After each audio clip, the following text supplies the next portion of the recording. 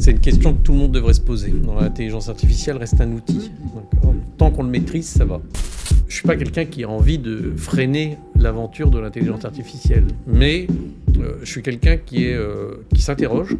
Moi, j'ai un rêve assez pieux. C'est de se dire que chaque jeune qui ose l'entrepreneuriat à Roubaix doit trouver un écosystème qui est favorable dans le secteur qu'il aura décidé. Ça, c'est la force publique. Les Soreuses, le podcast qui tourne plus vite que la langue de bois. T'as des questions qui dérangent? Des vérités qui doivent sortir? Dans Les Soreuses, Karim Amrouni passe à la machine. Pas de blabla, pas de filtre, juste tes questions cash sur absolument tout. Dans Les Soreuses, tout passe. Et seules les vérités sortent intactes. Alors, prêt à lancer la machine? Viens appuyer sur ton programme dans Les Soreuses. Bonjour Younes. Bonjour Karim. Tout d'abord, merci d'avoir répondu à ma candidature. Merci à l'équipe aussi de m'avoir invité. Je suis très enchanté de venir ici. Je me présente. Tu me connais pas. Je viens un peu comme ça. Ils t'ont réservé peut-être la surprise. Moi, je m'appelle Younes. J'ai 26 ans. Je suis un jeune entrepreneur de Roubaix. J'ai une agence web. Donc, je réalise des sites internet vitrines, e-commerce. Je réalise des petits logiciels de gestion sur la métropole lilloise. Et du coup, je viens ici pour t'interroger un peu sur les questions autour de l'entrepreneuriat, l'intelligence artificielle, savoir ce que tu en penses. Donc voilà, je pense que ça va être un peu le sujet de cet épisode de Les Soreuses. Intéressant. Ok. En tout cas, je tenais à te remercier, Younes, d'avoir déjà candidaté, d'avoir été jusqu'au bout de la démarche, c'est-à-dire de t'être présenté ici dans le studio, et puis de venir me challenger sur des questions qui te tiennent à cœur, en tout cas sur le cœur de ta profession, et qui nous projettent carrément dans un avenir pas lointain. L'intelligence artificielle est déjà omniprésente, surtout dans mon domaine en médecine. Elle est partie prenante des diagnostics, des recours à certaines machines qui nous permettent de faire des appareillages. Bien sûr. Et donc, très intéressant. On va pouvoir, je pense, débattre parce que je ne suis pas d'accord sur tout. Ouais, bien sûr. Sûrement. Je sais que l'intelligence artificielle, aujourd'hui, ça fait beaucoup de remous, c'est le cas de le dire, tant économiquement que socialement. Tout d'abord, une question assez simple. Qu'est-ce que tu penses de l'intelligence artificielle? Est-ce que tu en fais l'usage aujourd'hui dans ton métier d'orthodontiste, pour commencer, mais aussi dans tes fonctions à l'opposition dans la mairie de Roubaix, que ce soit pour peut-être écrire des mails, je ne sais pas.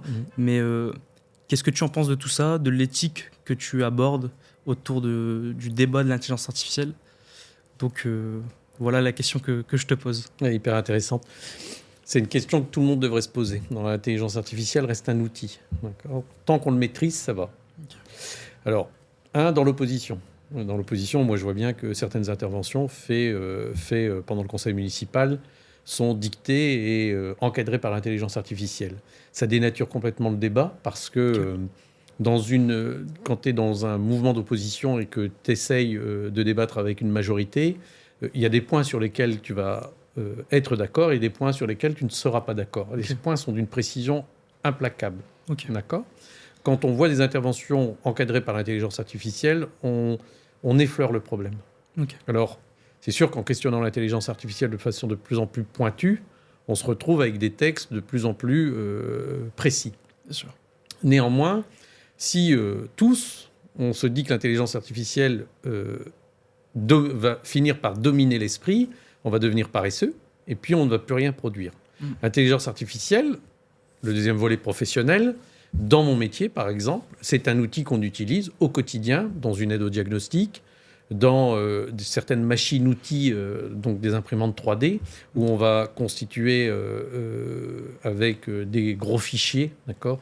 On va refaire des mâchoires, constituer des appareillages, mais c'est moi qui maîtrise. Okay. C'est-à-dire que je dis à l'intelligence artificielle ce dont j'ai besoin, je lui dicte le plan de traitement que je vais avoir, que je vais sortir de mon esprit et surtout de ma formation, et puis à partir de là, elle vient m'aider à être un peu plus précis, m'aider à avoir une vision diagnostique un peu plus lointaine, et donc d'être dans un rapport dominant-dominé. Okay. Dominé, c'est l'intelligence artificielle. J'ai peur aujourd'hui. Pourquoi ? Parce que je vois des jeunes confrères qui sortent des facultés et qui vous disent moi, je peux faire n'importe quoi dans le domaine de la dentisterie parce que l'intelligence artificielle vient corriger mes erreurs. Ouais. C'est pas vrai. Ouais, elle a ce qu'on appelle des hallucinations. C'est-à-dire, elle est entraînée sur un certain nombre de données, etc. Elle est capable de déterminer, de déduire certaines choses, mais elle va pas tomber pile dans les clous. Donc, toi, tu es plus dans une démarche d'instructeur, en fait, à l'intelligence artificielle, avec toujours une revue que tu passes derrière sur ses résultats, possiblement. C'est clair que c'est moi qui challenge l'intelligence artificielle, c'est pas l'intelligence artificielle qui va me challenger. J'en veux pour preuve que l'intelligence artificielle, elle base son rapport aux soins à partir de la data, d'accord ? Ouais. Comment tu peux traiter les groupes d'humains de façon suffisamment précise ? Je veux dire, entre 2 enfants que je soigne, je ne vais pas appréhender les choses de la même façon. Mon diagnostic ne sera pas le même. Il y a des gens avec qui j'irai très loin dans le diagnostic, il y en a d'autres moins loin, parce que je sais qu'ils ne m'accompagneront pas en tant que thérapeute sur toute la totalité de la durée du traitement. Okay. D'accord ? Ça, l'intelligence artificielle, elle passe au travers. L'intelligence artificielle, elle va parfois oublier l'éthique. Ouais. Tu vois, moi, je travaille surtout sur l'articulation temporomandibulaire, c'est-à-dire cette articulation-là, le mouvement de la mandibule et du maxillaire. Il y a des parafonctions, ce qu'on appelle une déglutition atypique, un mouvement de la langue, des parafonctions, tu passes ton temps à mordiller un crayon. Ça, l'intelligence artificielle, elle passe complètement au travers. Elle passe aussi complètement au travers du profil psychologique de l'enfant. Donc, je ne suis pas quelqu'un qui a envie de freiner l'aventure de l'intelligence artificielle, mais je suis quelqu'un qui s'interroge, qui va l'utiliser comme un outil performant, mais comme un outil. Et je pense que jusqu'à ma mort, je ne la laisserai jamais me dominer. Ce qui m'a inquiété, c'est que je ne sais pas si tu as déjà vu cette vidéo. En gros, il y a 2 mathématiciens qui ont produit un algorithme mathématique pour réduire considérablement le temps d'intervention de l'intelligence artificielle sur les achats des actions. Ouais, elle incite... La commande, c'était réduisez au maximum le temps, les millisecondes qu'on utilise pour acheter une action. L'intelligence artificielle a poussé le vice jusqu'à opérer un changement de langage. Entre les 2 intelligences artificielles, elles ont défini un système de codage qui permet de réduire le temps de parole. À travers des sons... C'est ça. Et donc, qui a échappé complètement à celui qui a fait l'algorithme mathématique en question. On voit de plus en plus aujourd'hui l'apparition d'une nouvelle forme de codage à partir d'intelligence artificielle. On demande à une intelligence artificielle mère de créer sa fille. Et on se demande jusqu'où le délire... En tant que développeur, j'en suis principal utilisateur. Tu fais bien de le mentionner dans le codage, dans la programmation. Moi, tous les jours, c'est un outil, certes, qui va produire des fichiers en toute autonomie. Mais est-ce que tu réalises, par exemple, qu'on est capable aujourd'hui de délivrer 10 fois plus de projets avec cette IA ? Bien sûr, dans ton métier, on touche à la médecine, c'est quand même quelque chose de très sensible. Mais est-ce que, par exemple, moi, en tant que petit entrepreneur sur Roubaix... Il n'y a jamais de petit entrepreneur. Ok, très bien, c'est super de l'entendre. Voilà, en tant que programmateur, développeur web, moi, je suis capable de délivrer 10 fois plus et d'apporter une certaine concurrence parce que j'ai le pouvoir d'instaurer l'intelligence artificielle dans mes processus de travail. Est-ce que tu considères cet aspect économique qui pourrait profiter grandement aux jeunes de Roubaix s'ils sont éduqués, ils sont amenés à être éduqués sur le sujet ? Magnifique question. Magnifique question parce que tu as utilisé le mot éduquer. Moi, je parle plus d'instruction que d'éducation. L'éducation, c'est la maison, les parents, d'accord ? C'est la transmission de valeurs, une forme de colonne vertébrale qui permet de se mouvoir dans la société, de partager des moments avec les autres, d'avoir suffisamment de mots pour en discuter. Et il y a l'instruction. Tu es un pur produit de l'instruction, d'accord ? Ce que moi je pense, c'est que non seulement tu as de l'instruction, mais tu es un être curieux. Tu as été chercher une passion qui est le codage. Aujourd'hui, beaucoup de jeunes s'intéressent de près au codage, et si on a pris autant de retard par rapport aux États-Unis et à la Chine, c'est que nous n'avons pas assez de gens qui code. Plus on va coder, plus on va utiliser la data et plus on sera performant dans l'intelligence artificielle. C'est le nerf de la guerre. Moi, je pense qu'une ville aussi jeune que Roubaix, avec 40% de la population qui a moins de 25 ans, je pense qu'il y a un coup à jouer. L'écueil, c'est qu'il faut réussir à faire en sorte que cette jeunesse se forme. C'est l'écueil pour notre ville. Personne ne peut arriver sur le marché de l'intelligence artificielle en se disant que je pars de nulle part. C'est pas vrai. Ça reste des algorithmes mathématiques. Il faut maîtriser faut maîtriser. Maintenant, on peut aller très vite pour former des gens au codage. Et ça devient très vite une passion. Moi, toutes les personnes que j'ai autour de moi qui codent peuvent coder jour et nuit. On est animés, tellement ils sont animés et tellement ils ont de l'ambition pour cela. Ça peut être une des solutions qui nous permettra de sortir de l'ornière, en tout cas en termes de débouchés, aujourd'hui, ici, à Roubaix. D'accord ? Okay. Ça ne peut pas être l'unique solution. Okay. Par contre, moi j'ai un rêve assez pieux, c'est de se dire que chaque jeune qui ose l'entrepreneuriat à Roubaix doit trouver un écosystème qui est favorable dans le secteur qu'il aura décidé. Ça, c'est la force publique. Procurer l'écosystème qui te permet de t'éclater intellectuellement et au-delà de intellectuellement, de créer de la croissance pour ta société, ça, c'est la puissance publique qui s'en occupe. Personne ne peut le faire à sa place. Ensuite, quand on a des dimensions de boîtes suffisamment importantes, ces boîtes-là créent leur propre écosystème. D'accord ? Moi, je vois surtout un jeune comme toi qui a cette ambition, qui a ce savoir et qui pourrait répondre à des commandes publiques. D'accord ? L'accès à la commande publique, aujourd'hui, même l'intelligence artificielle s'y intéresse parce qu'on crée aujourd'hui des algorithmes mathématiques qui permettent de rendre cela accessible à tout à chacun. Parce que le cahier des charges est tellement important que aujourd'hui, c'est un savoir-faire, un véritable savoir-faire. C'est là où l'intelligence artificielle devient super pertinente parce qu'elle démocratise l'accès à un certain type de savoir qui permet à tout à chacun de créer sa propre richesse. Par rapport à ça, voilà, on est d'accord, ça peut créer des disparités, le fait d'être éduqué ou non à l'intelligence artificielle. Moi, je le vois, j'interviens sur beaucoup d'entreprises et il y a souvent un avant et après Younes parce que forcément, j'apporte, j'ai des livrables à apporter, mais je délivre aussi mon savoir, c'est-à-dire ils me voient bosser avec ChatGPT, Mistral, ce genre d'outils. Ils sont curieux, voilà, comment j'écris mes mails, etc. Quel pouvoir peut exercer une mairie pour éduquer concrètement sur le terrain les jeunes de Roubaix à l'intelligence artificielle ? Alors déjà, la mairie, ce qu'elle peut faire, c'est mettre, ce que je te disais tout à l'heure, créer l'écosystème, c'est-à-dire mettre en rapport les gens qui pourraient travailler sur ce type de business. D'accord ? 2, la mairie a le pouvoir aujourd'hui de créer, aidé par l'éducation nationale, à créer des filières. D'accord ? Des filières qui peuvent être la base. La base, ça peut être une grande entreprise. Ok ? Tu t'intéresses à l'intelligence artificielle, tu n'es pas sans savoir qu'on a un monstre ici qui est OVH. Ouais, bien sûr. Moi, je m'interroge toujours pourquoi, quand on a des types aussi géniaux qui ont créé une entreprise sur le bassin de vie de Roubaix, ça naît à Roubaix. Comment on n'arrive pas à créer l'écosystème favorable à cela, à ce type de croissance. Tu as Ankama, pareil, notre pépite roubaisienne qui a montré son savoir-faire au niveau international et qui aujourd'hui fait autorité dans le domaine. L'IA y est partie prenante.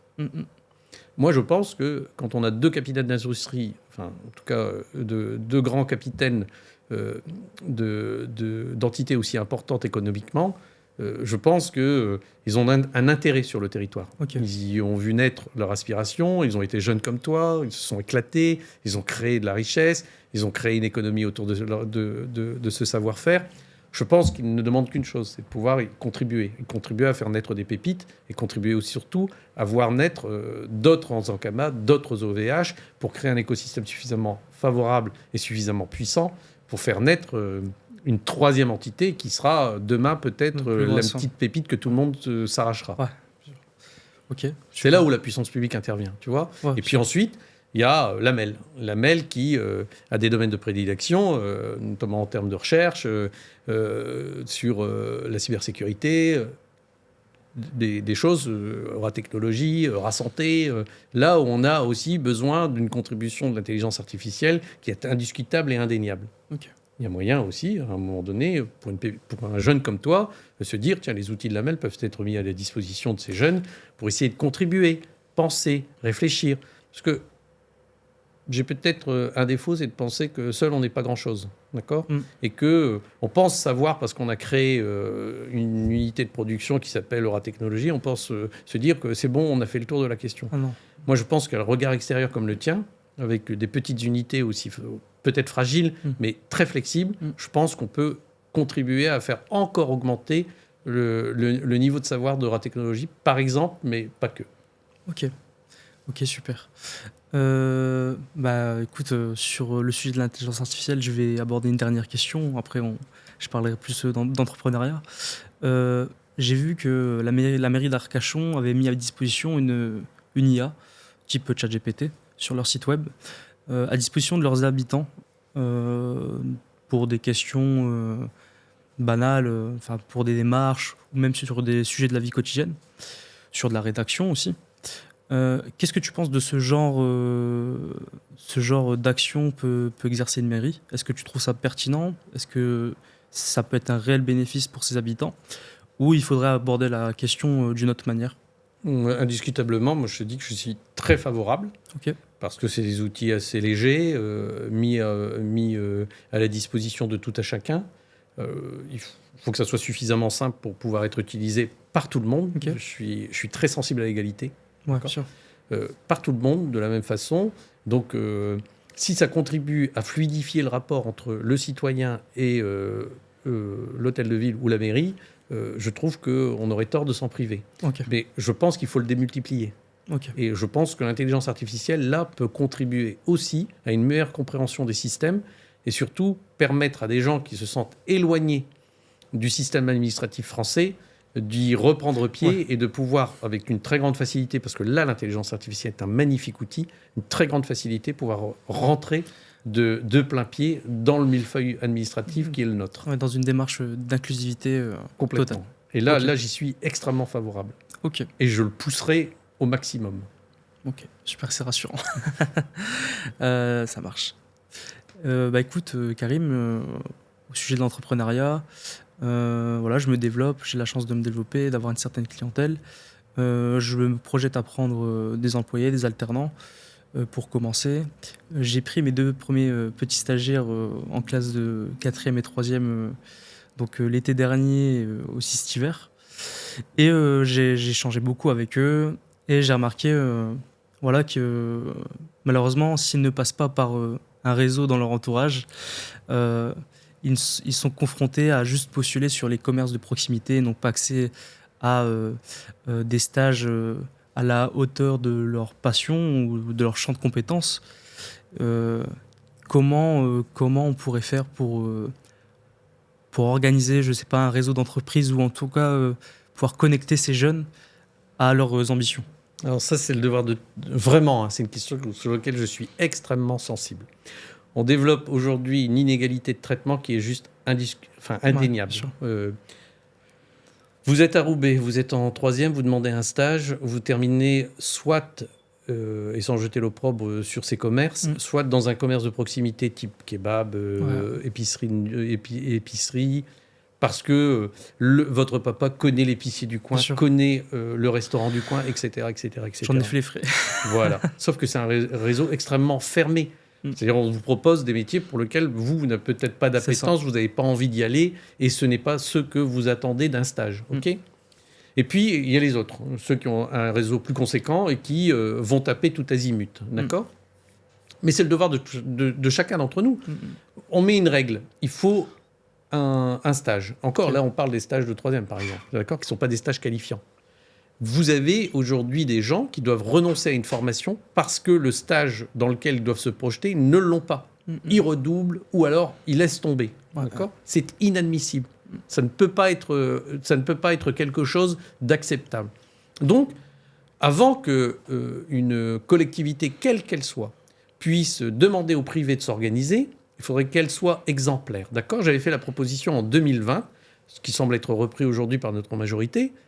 En 2020, je propose que le premier centre de stage devienne l'hôtel de ville, le CCAS, en fait, tous les outils mis à la disposition d'un pouvoir politique, quel qu'il soit.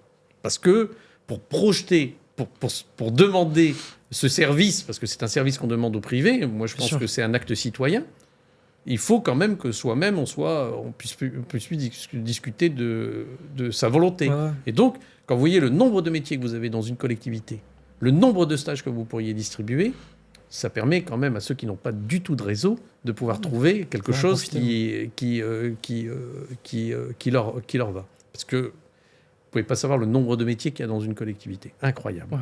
Il faudrait le faire au niveau de la MEL, il faudrait le faire au niveau de la région, il faudrait le faire au niveau des départements, et il faudrait déjà, nous, au sein de notre mairie et notre collectivité roubaisienne, de se dire qu'on a pris notre part d'engagement là-dessus. D'accord ? Okay. C'est un facteur discriminant. C'est un facteur discriminant. Totalement. Quelqu'un qui ne trouve pas de stage, sur le sujet qui l'intéresse, je trouve ça horrible pour la République. Stage ou alternance. On est d'accord. Ouais. Et encore plus horrible lorsque vous habitez Roubaix.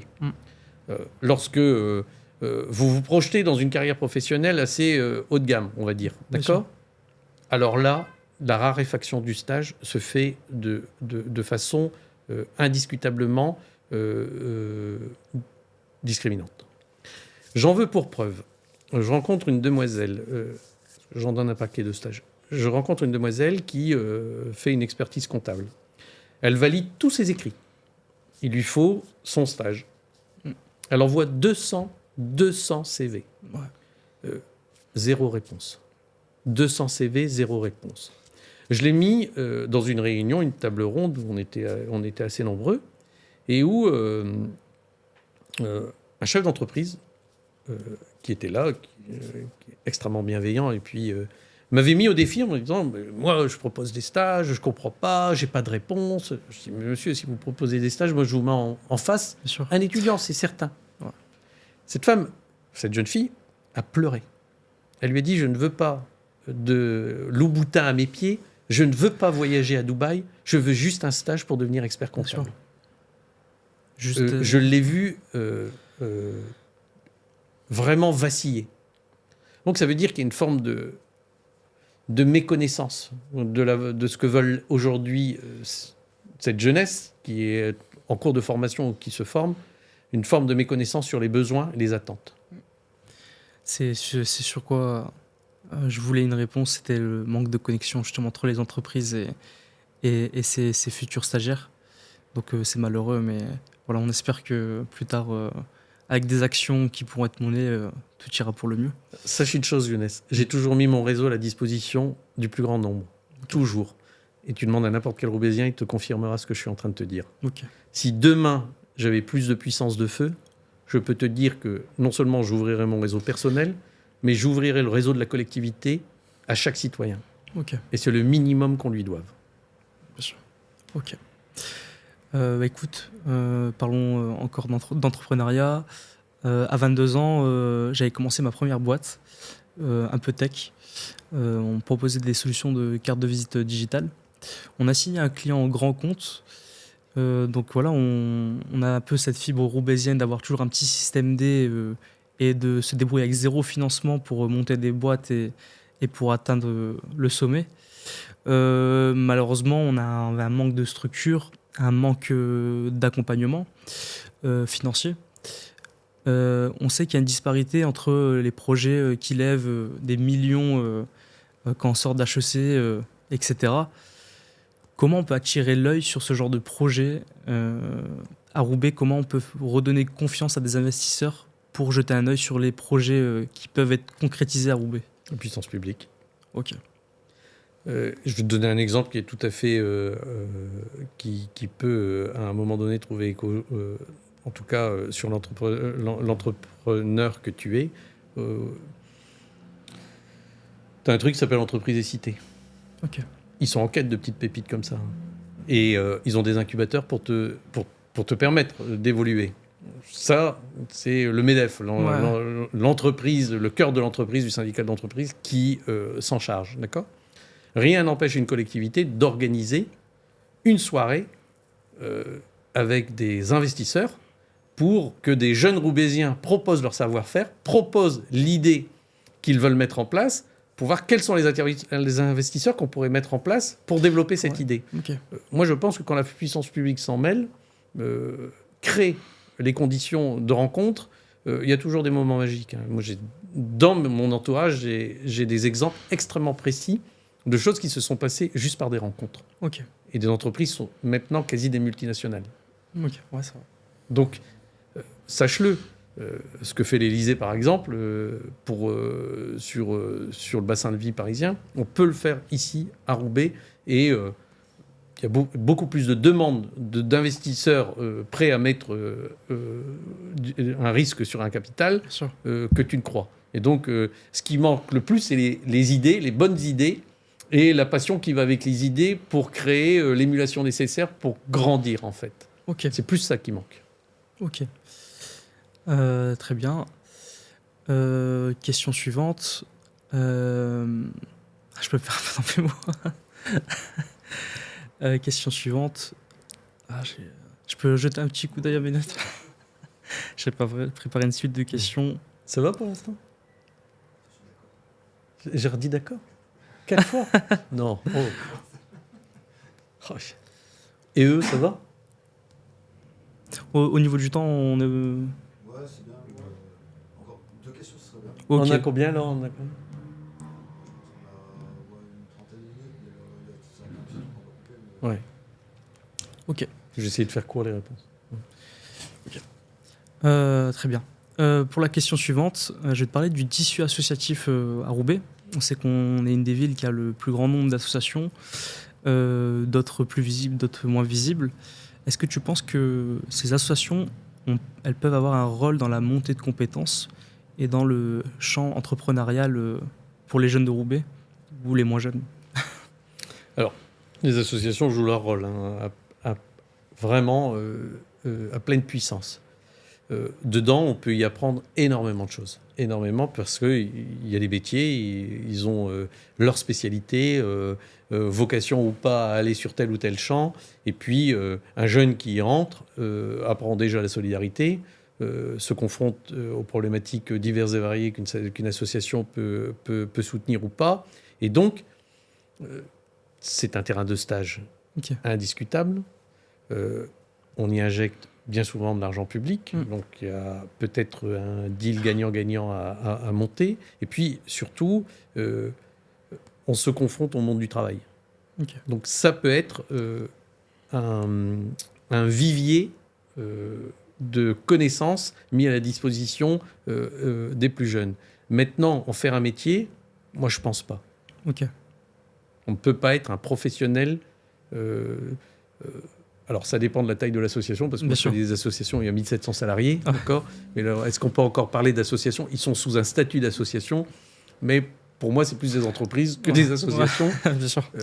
C'est juste le statut qui marque la différence, d'accord ? 1, pour les stages, je trouve ça génial. 2, on y trouve de la bienveillance et surtout un professionnalisme, ça c'est sûr. 3, c'est un terrain favorable à l'exploitation de certaines connaissances. Ok. Super. Je vais finir par une dernière question.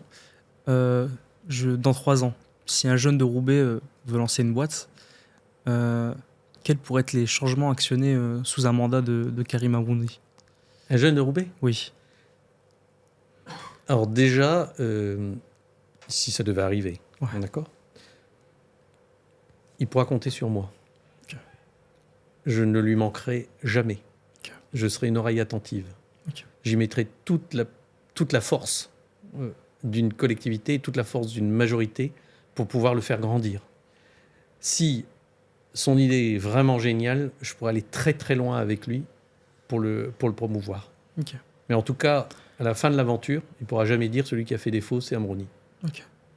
Je serai toujours à ses côtés. Et je crois énormément à la jeunesse de cette ville. Énormément. Elle a un talent qui est insoupçonné et insoupçonnable. Et surtout, Je pense que si on lui fait confiance, elle peut développer de façon complètement novatrice une croissance, des sujets auxquels nous ne pensons pas aujourd'hui, qui vont devenir extrêmement importants demain. Et ils ont une vision de société que j'ai envie d'avoir, en tout cas de partager, pour mieux la comprendre, parce que je pense qu'elle détient une des clés de l'avenir.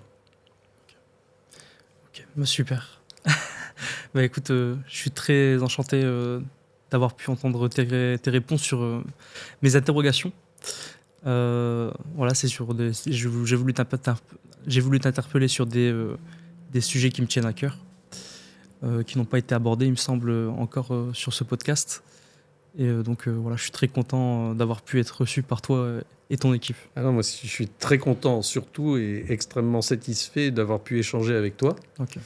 Parce que se faire challenger par quelqu'un qui est confronté dans son quotidien à tous les écueils dont on a parlé, ça me renforce dans mes convictions et ça me renforce dans cette volonté de pouvoir soulever des montagnes pour vous. Bah, c'est rassurant de l'entendre en tout cas. Merci beaucoup, Younes. Merci Karim. Envoie un MP sur nos réseaux pour venir interviewer Karim et passer dans les Saureuses. À très vite.